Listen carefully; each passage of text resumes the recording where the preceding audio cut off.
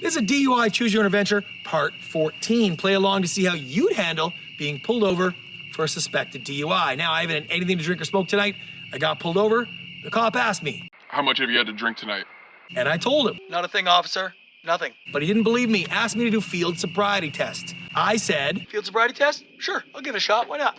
so I got out of my car. I did all the roadside gymnastics, showing him how sober I really am. But he didn't buy it because he's not looking for how sober I am. He's looking for signs of intoxication. He then asked me, Would you mind performing a portable breath test? to which I politely declined and said, no thanks, not gonna do that. Now, is it possible that after you do the field sobriety test and you say you're not gonna blow into the breath test, that he lets you go and says, oh, you know what, I was wrong, you weren't intoxicated, my bad, off you go. I have literally interviewed hundreds of lawyers, police officers, former investigators.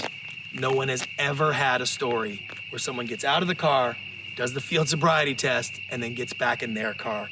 Unfortunately, most likely, you're going in the back of their car. He already suspects you of being intoxicated, and all of the roadside gymnastics just gave him mark after mark after mark to give him the probable cause that he was looking for. Unfortunately, this time, you got yourself a pair of handcuffs, and you are gonna be arrested for a DUI. Now, if you've seen this on social media, you've seen many people that didn't smoke or drink anything and blew zeros on the field sobriety test and took the field sobriety test. That's the reality of this situation more often than not. So now you got a couple of choices here. If you're just gonna shut up, do nothing, and let the guys at 1-800 NoCuffs handle it from here, go to Part 36.